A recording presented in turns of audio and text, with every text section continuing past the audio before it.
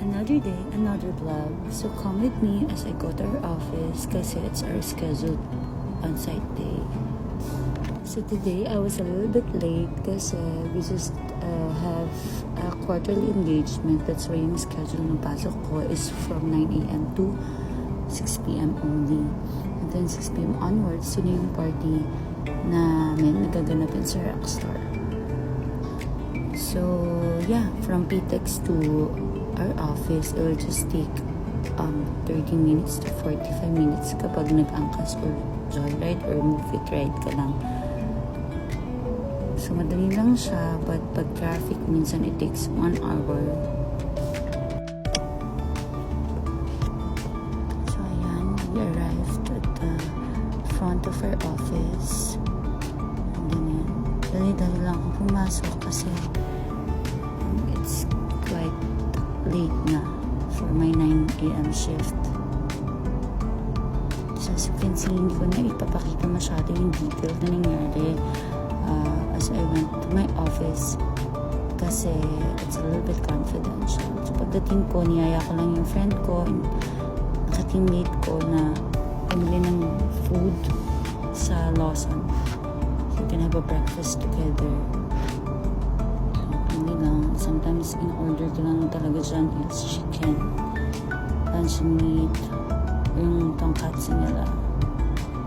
So after breakfast, nagaya naman yung supervisor namin for lunch catch up kasi hindi ako nakasama before.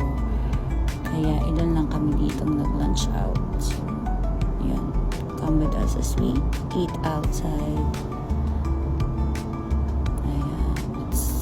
Really hot, mga around 12 o'clock yan. Punta kami sa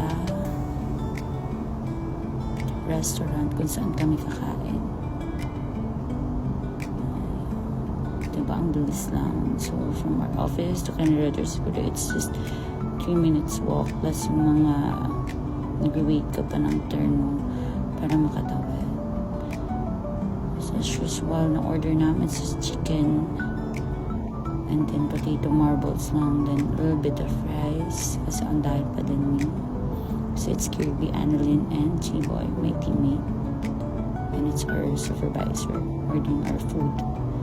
So yan, while eating, catch up, and then a little bit of advice kung paano mag-diet kasi I lose weight from my 78 kilos down to 62 kilos. Kaya nagpatuloy sila on how to really lose weight in just a month or 2.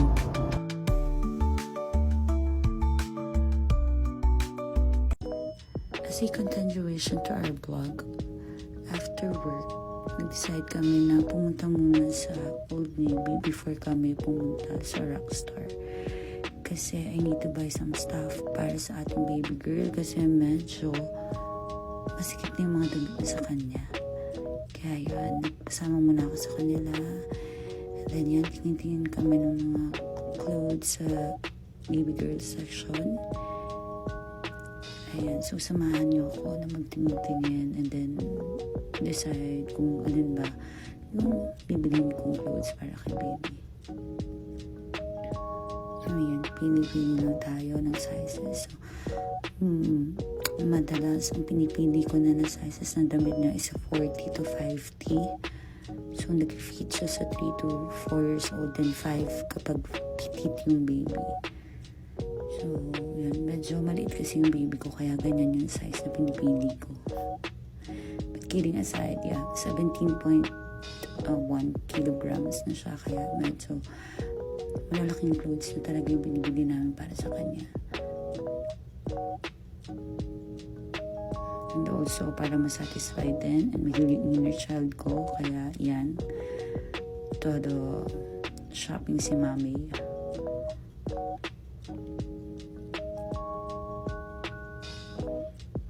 Malapit lang yan dito sa office namin, kaya kapag may mga new releases or others promos, sila talaga napupuntahan agad namin. can see, sobrang nag-enjoy na naman si mami umuli ng mga clothes ni baby. So, ayun na nga, nabudol na nga si Mother Dear and uwi na kami muna pabalik sa office para mag-prep. Kasi medyo napagod and napagod din yung bulsa. So, yan. After that, naglakad na kami papuntang SM Aura kasi doon located yung Rockstar na paggaganapan ng event namin. So, yan. Here we are at SM Aura. We need to go to level 5 or dun sa pinakataas niya. So may ganyan pa rin kasi katatapos lang ng Valentine's Day.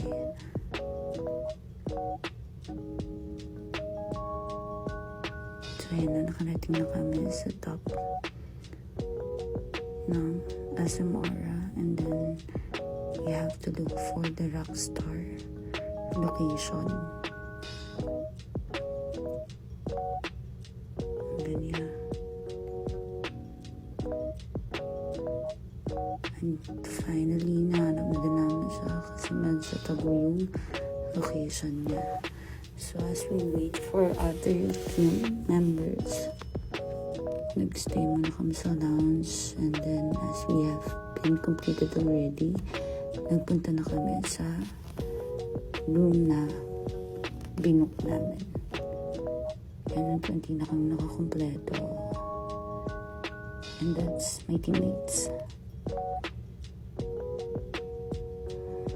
You can just see here yung flow ng mga nangyayari sa amin.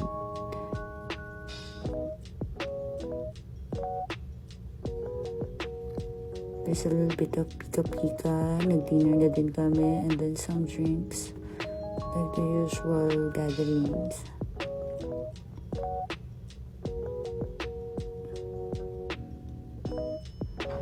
Ayan, it's a karaoke. That is why may a little bit of drinks din included, but mostly nag-order kami ng food kasi medyo mga gutom na. So here's the sample of the song that I sang. So I hope you enjoy and liked it. To all your friends, you're delirious, so consumed in all your doom, trying hard to feel the emptiness, feels it's gone, the puzzle song. You are beautiful, yes I am, no matter what they say.